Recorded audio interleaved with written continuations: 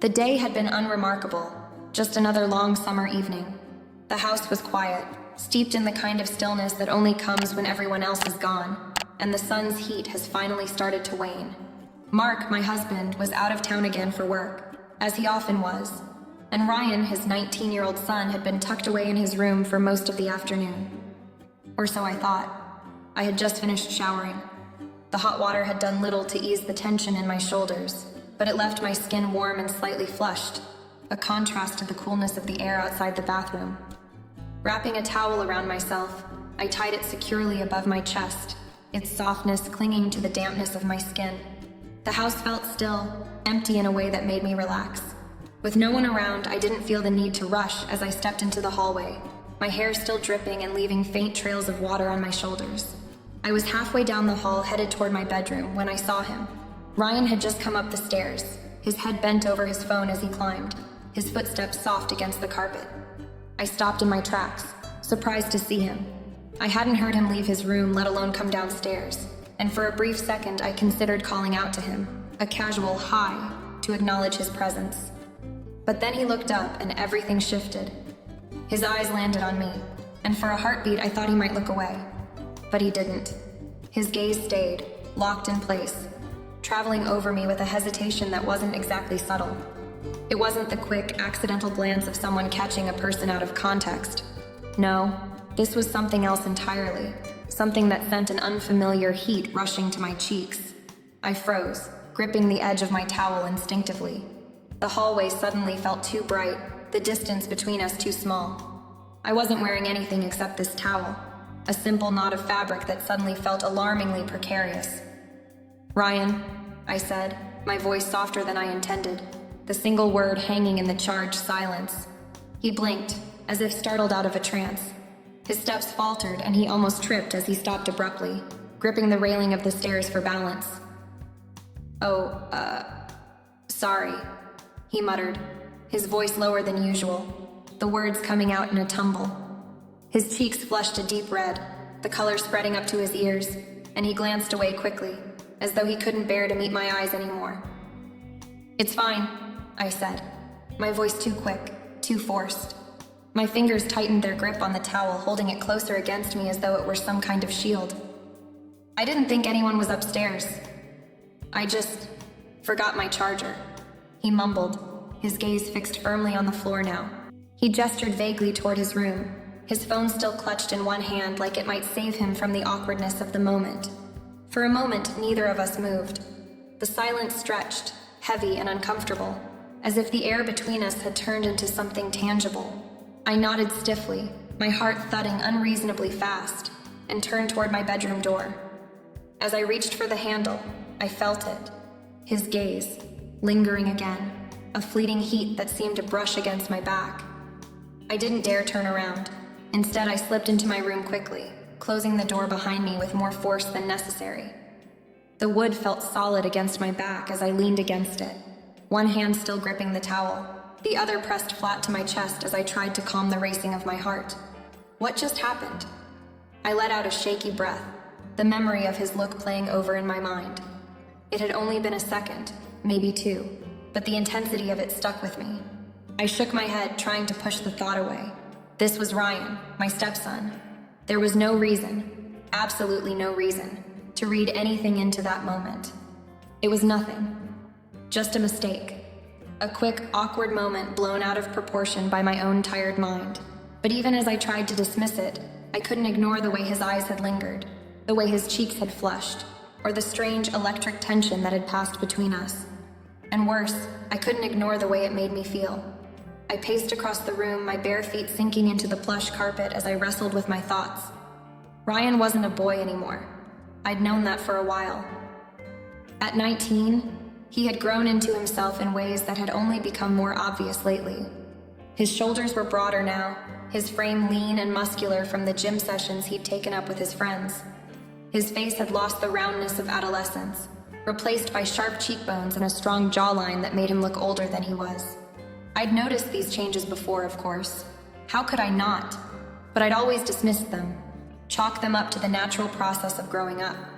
Ryan was Mark's son, a part of my life, yes, but not in a way that should matter. And yet, as I stood there now, I couldn't shake the memory of his gaze, or the way it had made me feel seen in a way I hadn't expected. I shook my head again, harder this time, as if the motion could physically dislodge the thoughts from my mind. Number this wasn't something I was going to dwell on. It was a moment, a fleeting, insignificant moment that meant nothing. But even as I tried to convince myself, a small part of me, the part that remembered the heat in his gaze and the sudden tension in my chest, whispered that it might not have been nothing at all. The days after that strange, fleeting moment were filled with attempts to brush it off, to forget it happened. But forgetting turned out to be harder than I expected. Ryan was always around the house, something I had grown so used to that I rarely gave it much thought before. Yet now, everything about him seemed amplified, impossible to ignore. The way he moved, the way his voice carried through the space when he called out to me, or the way he laughed when he talked to his friends on the phone. It all seemed different. It started small with things I could rationalize. His posture had shifted. He carried himself differently, with a confidence that hadn't been there before. He'd always been a tall kid, but now his height seemed to command attention, paired with the kind of physical presence that made it hard not to notice when he entered a room.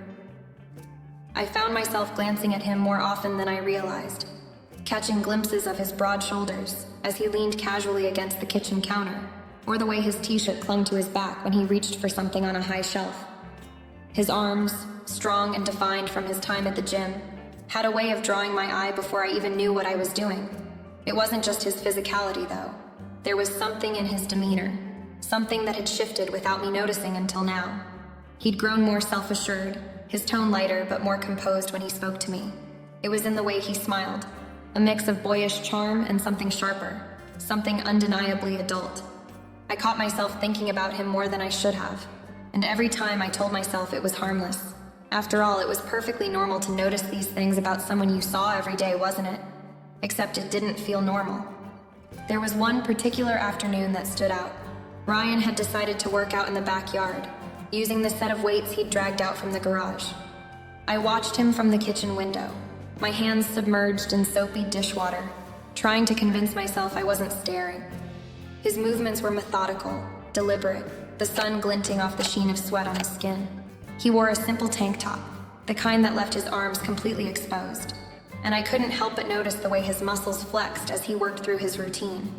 He was focused, earbuds tucked into his ears, oblivious to the world around him, and to the way my gaze lingered. I had to remind myself to keep my breathing steady. This was Ryan, I thought, the boy I'd seen grow up. But it was like my mind refused to reconcile the teenager I used to know with the young man in front of me now. Later that evening, I caught him in the living room, lounging on the couch as he scrolled through his phone. His hair was damp from a shower, and he'd changed into a clean t-shirt and joggers, looking casual but still put together. He glanced up when he saw me enter, flashing me that easy smile of his. "Hey, Evelyn," he said, his tone warm and familiar. "Hey," I replied, trying to sound as normal as possible. He gestured toward the seat across from him. "You should sit. You've been running around all day." I hesitated, not sure why his invitation caught me off guard. There was nothing unusual about it. Ryan had always been considerate, attentive in his own way. But now his concern felt different, more deliberate, and I couldn't help but wonder if he noticed the way I hesitated before sitting down. We talked for a while, about his college plans, his friends, even the series he'd been binge-watching lately. I listened, nodded, laughed in the right places, but the whole time, I was hyper-aware of the way his eyes seemed to meet mine, a little longer than necessary, the way his voice seemed softer when he spoke to me. That night, as I lay in bed, I couldn't stop thinking about him.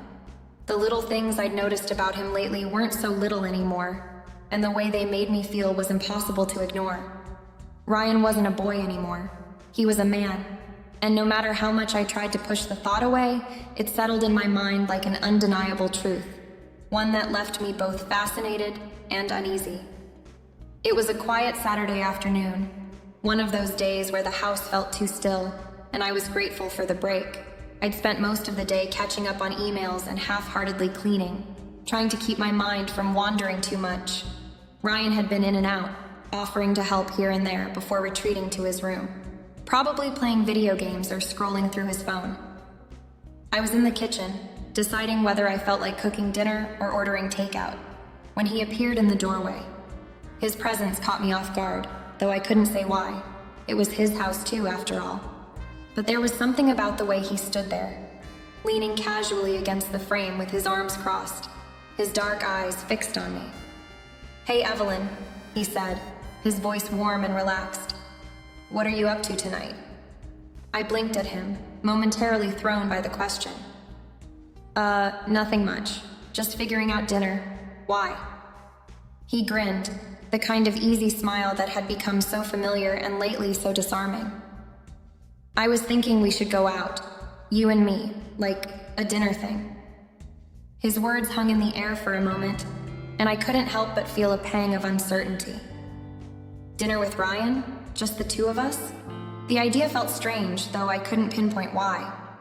I mean, we'd shared countless meals together as a family. Why should this be any different? "I don't know," I said hesitantly, wiping my hands on a dish towel. "Shouldn't we wait for your dad to get back?" Ryan shrugged, his expression calm but persistent. "He's not back until Monday, right? And honestly, we haven't hung out in a while. Come on, Evelyn, it's just dinner, my treat." The way he said it, with that mix of confidence and charm, made it hard to refuse. There was something oddly endearing about how insistent he was, like he genuinely wanted to spend time with me. Before I could talk myself out of it, I nodded. "All right," I said, offering a small smile. "But if you're treating, I get to pick where we go." He laughed, a low, easy sound. "Deal." Later, as I got ready upstairs, I found myself overthinking everything. "What do you wear to dinner with your stepson?" I shook my head at the absurdity of the question, but still lingered over my closet longer than I should have. I eventually settled on a casual dress. Nothing too flashy, nothing that might suggest I'd put too much thought into it. Ryan was waiting for me downstairs, dressed in a fitted button-down and dark jeans.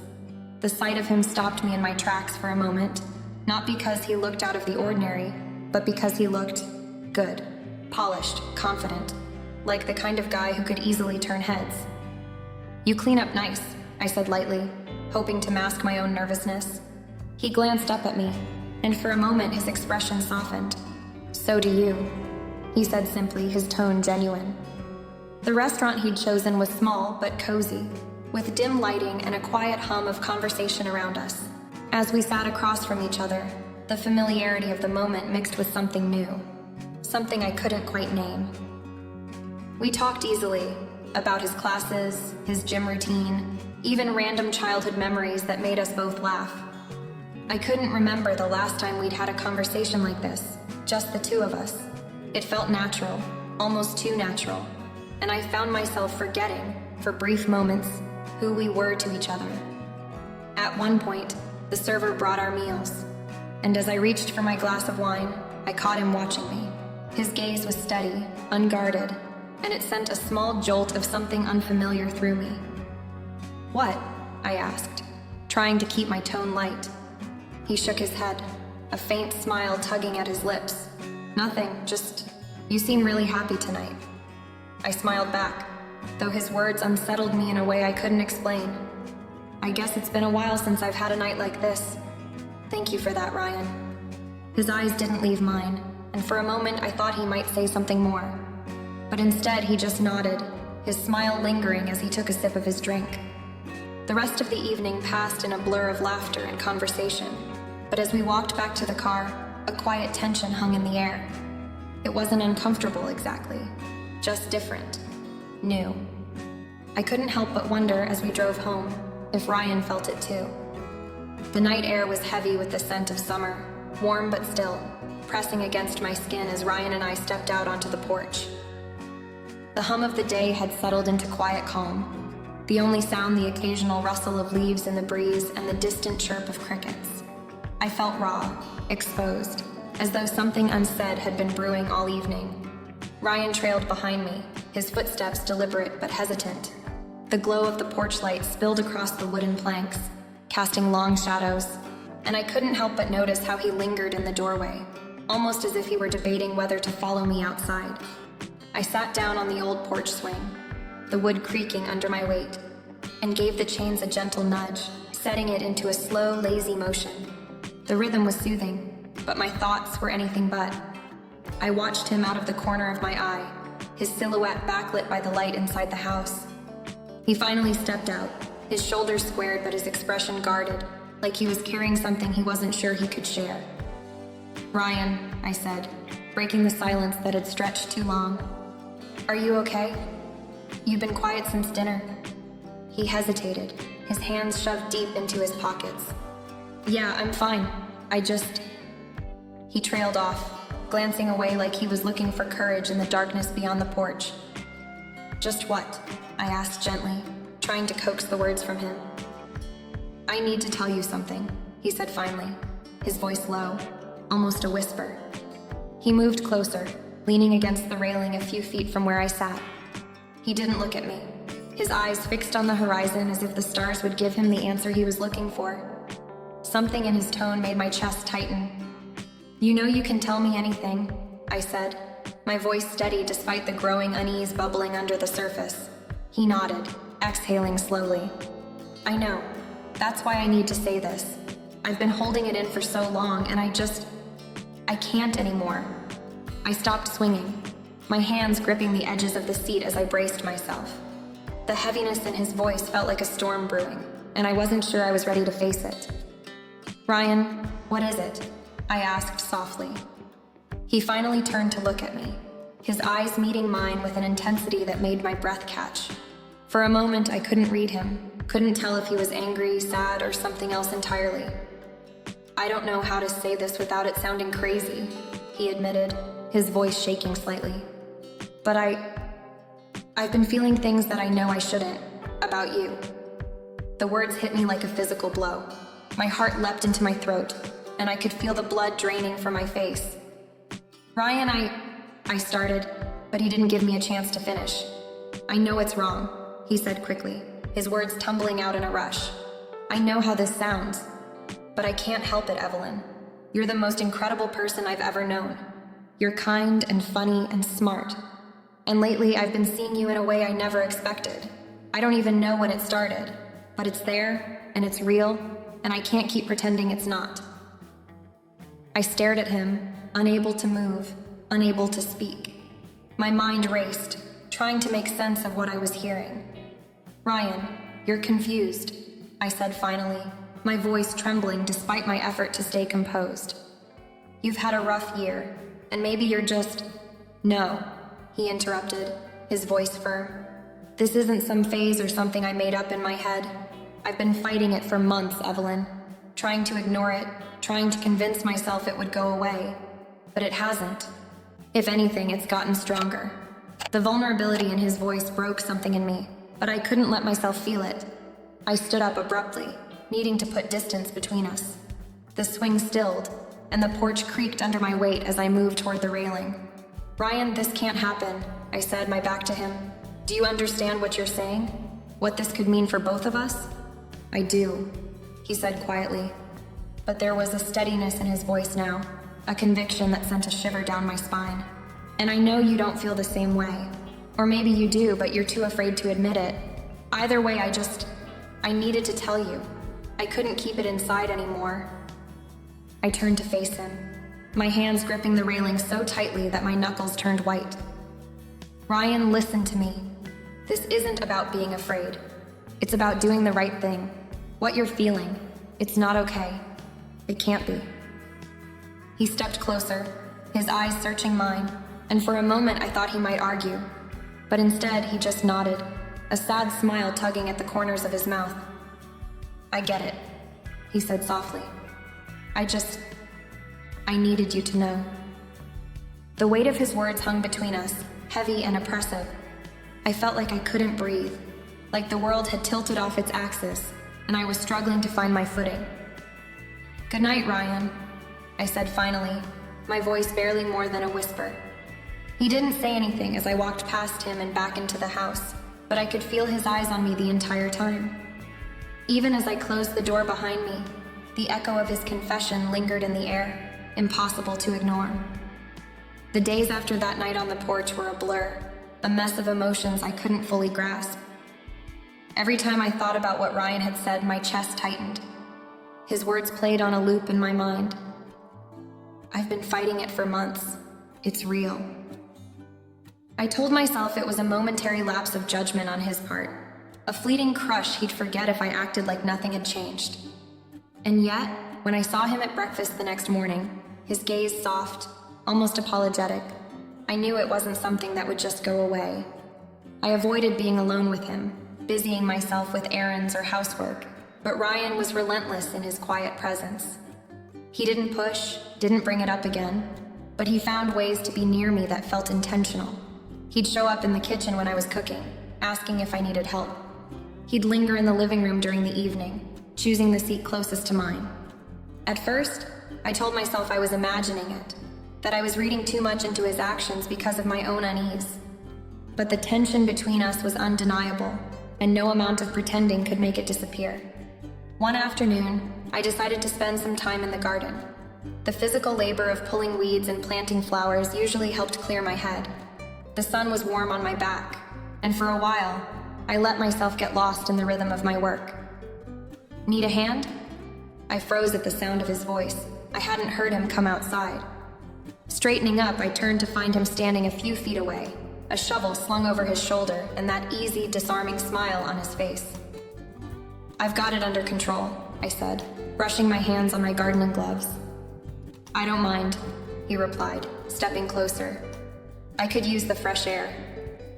I hesitated, but nodded, not wanting to make a big deal out of it. Sure, you can start over there, I said, pointing to the row of shrubs that needed trimming. We worked in silence for a while, the only sound the occasional rustle of leaves or the scrape of a shovel against the dirt. I tried to focus on the task at hand, but I was acutely aware of his presence, the way his t-shirt clung to his back as he moved, the way the sun glinted off his dark hair. I hated myself for noticing, for letting my mind wander to places it shouldn't. When he finished, he walked over to where I was kneeling, holding a hand out to me.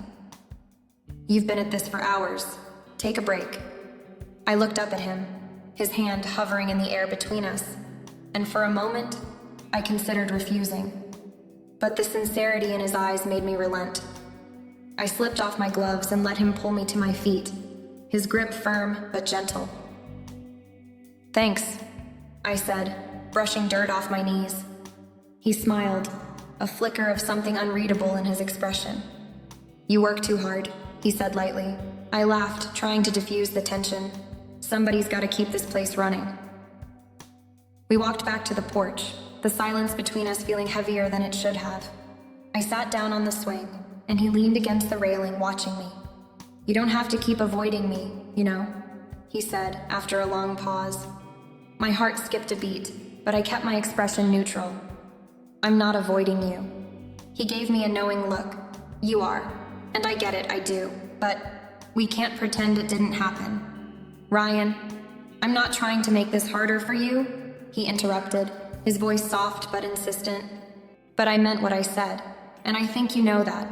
I looked away, staring at the horizon as my hands gripped the edge of the swing. This isn't fair, I said finally, my voice barely more than a whisper. I know, he said, stepping closer, but it's the truth. I felt him sit down beside me, the swing shifting under his weight.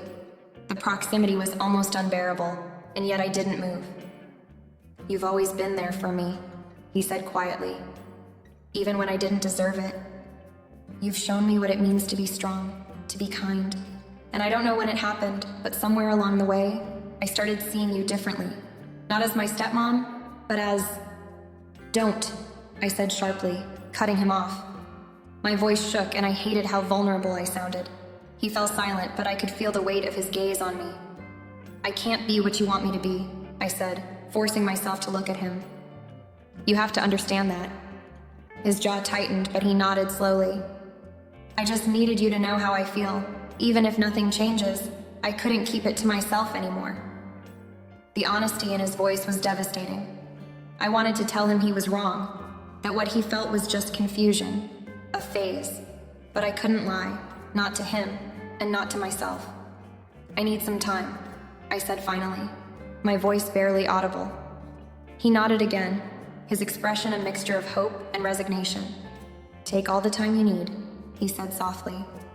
We sat there in silence, the swing rocking gently beneath us, the distance between us both too much and not enough. And for the first time in a long while, I felt truly lost. The days that followed were a haze of confusion, guilt, and an unrelenting pull I couldn't escape.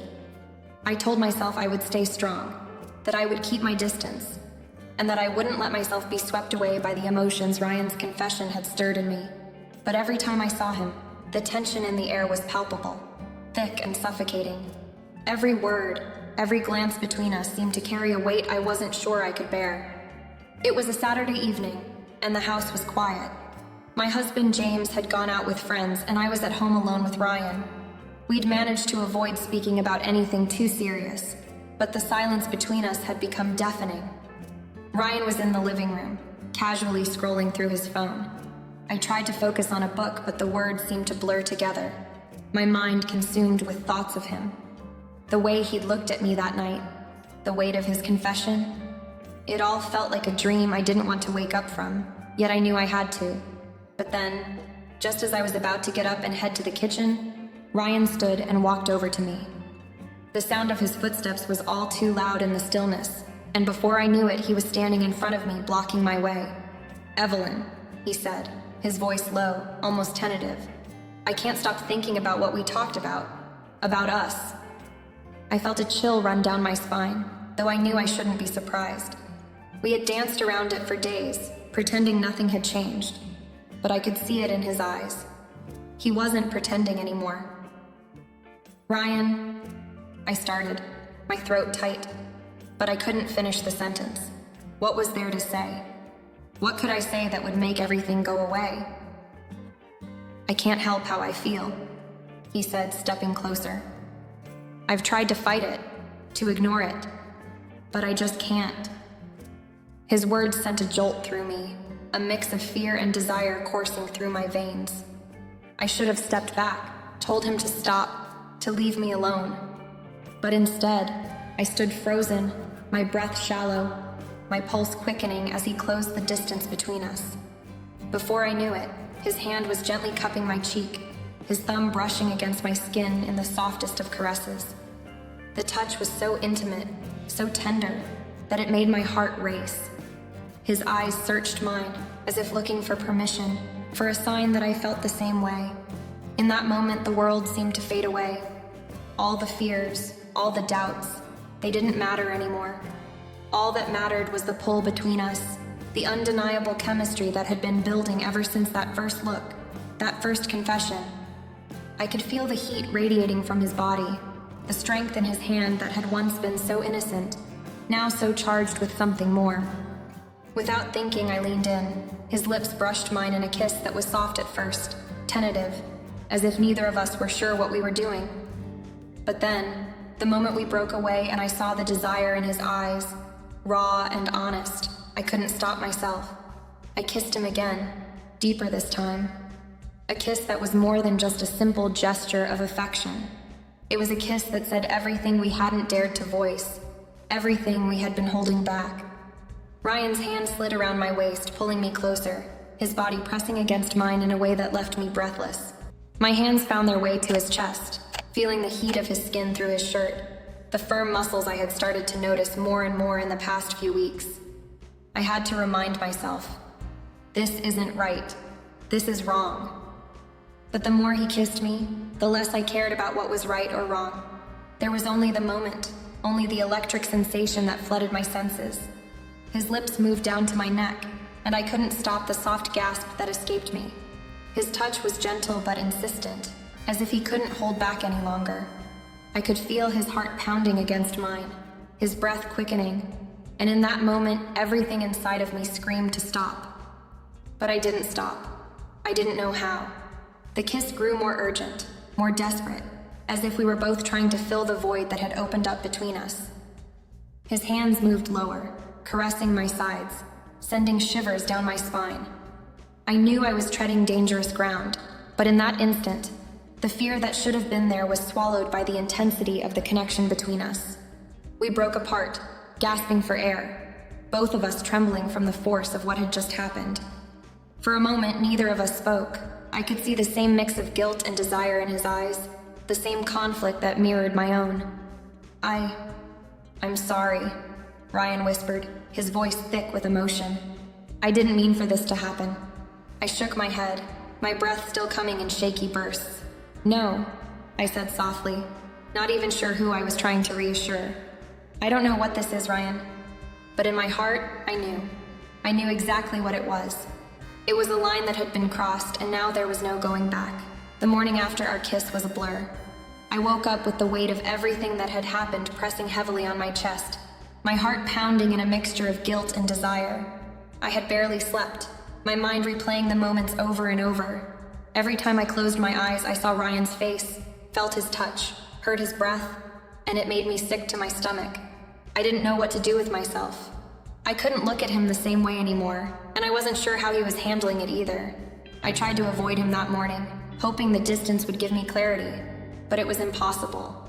Every time I walked through the house, I could feel his presence like an invisible thread pulling me in, reminding me of what had happened.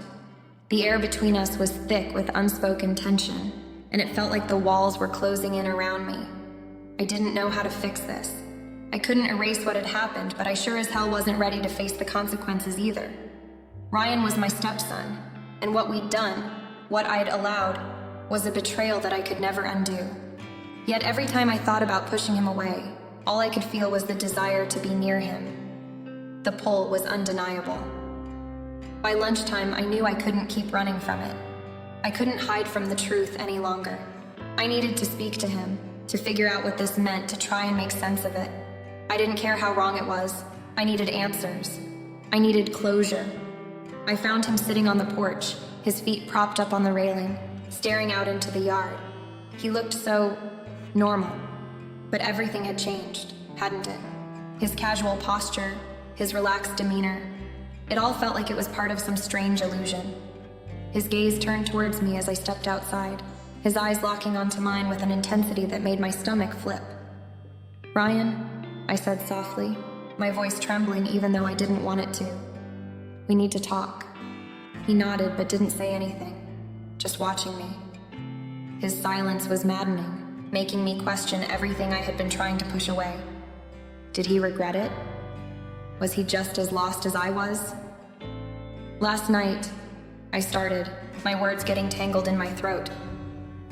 What happened? I can't pretend like it didn't, but it shouldn't have happened. It was wrong.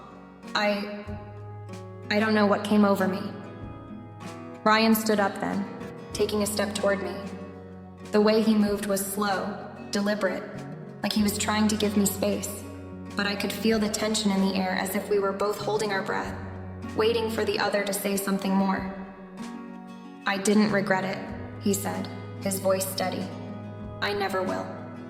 I've been feeling this way for a long time, Evelyn, but I understand that it's wrong. I know what we've done, and I'm not asking you to ignore that. I just needed you to know how I feel. His words hung in the air, heavy and undeniable. My mind screamed at me to stop this, to tell him it was over, to push him away. But my heart was torn. There was a part of me, deep inside, that didn't want this to end. The truth was, the more I looked at him, the more I realized that I didn't want to forget the way his touch had felt, the way he had made me feel alive in a way I hadn't in years. I can't do this, I whispered, feeling the tears welling in my eyes. I can't go on like this. This is wrong. Ryan's face softened, and for a moment I saw the vulnerability in his eyes, the same vulnerability I had been hiding behind. He took another step closer, this time reaching out to gently touch my arm, his fingers warm against my skin. Then let's figure it out together, he said, his voice low and earnest. I'm not going anywhere, Evelyn. I won't force you to do anything you don't want to do, but I can't just pretend it didn't happen. I need you to know how much I care about you. I pulled away from him, my mind spinning in every direction. The reality of the situation hit me all at once, the gravity of what we had done threatening to crush me under its weight. But there was no going back. We were both in this now, and no amount of denial could erase the bond that had been forged between us. "I don't know what to do," I said, my voice cracking. "I don't know what this means for us. For me." Ryan just nodded, his eyes searching mine for some sign of hope. "We'll figure it out," he said softly. "Together." But even as the words left his mouth, I knew that this was only the beginning. What we had started was something that couldn't be undone, and the consequences, whatever they might be, were still waiting for us down the road. As the days passed, it became clear that neither Ryan nor I could escape the tension that hung between us. The kiss, the confessions, the desire, it all lingered in the space between us, constantly reminding us of the connection we had tried so hard to deny. But how could we move forward? How could we continue as if nothing had changed, when everything had shifted in a way neither of us was prepared for? I spent countless nights lying awake, staring at the ceiling, wondering what would happen next. I couldn't stop thinking about him, about us. But each time I convinced myself to move past it, to shut off those feelings, they resurfaced with even more intensity. The pull between us was undeniable, like a magnet drawing us closer, even though I knew it was dangerous to give in. One evening, a week after our last conversation, Ryan and I ended up alone again. It was one of those rare moments when the house felt empty, and we were left with nothing but the sound of our own breathing. I could feel his eyes on me from across the room, the weight of his gaze pressing against my skin. It was a quiet moment, but it wasn't peaceful. It was charged with everything we had been avoiding. "You haven't been avoiding me, have you?" Ryan's voice broke the silence, a touch of uncertainty in his tone. I turned to face him, my heart pounding. It wasn't that I was avoiding him. It was that I didn't know how to face what was happening between us. "I don't know what to do," I admitted softly, looking at him through the dim light. "I can't keep pretending this isn't real, but I'm scared, Ryan. Scared of what this means, what it could mean for us." He stood up and walked over to where I was sitting, his footsteps soft on the hardwood floor. He didn't say anything for a long moment, just stood there, watching me with those intense, knowing eyes. Then he took my hand in his, gently but firmly, as if assuring me that no matter how confused we were in this together. "I don't want to pretend anymore," Ryan said, his voice steady. "I'm not asking for everything to change all at once, but I need you to know, Evelyn, that I'm here. Whatever happens, I want you in my life. I'm not going anywhere. And I think you know deep down that neither of us can walk away from this. It's too strong, too real." His words hit me like a wave, and for a moment I closed my eyes, feeling the weight of them wash over me. He was right. There was no denying what had grown between us. But the consequences of giving into it, of allowing it to define us, were terrifying. I was scared of losing everything, of the fallout that could come if anyone ever found out. Yet here I was, standing on the edge of something I had never anticipated, something I wasn't sure I was strong enough to handle. "Then what do we do?" I asked, my voice barely above a whisper. "What happens now?" Ryan took a step closer, his hand still holding mine, and I could feel the heat from his body seep into mine, sending a shiver down my spine.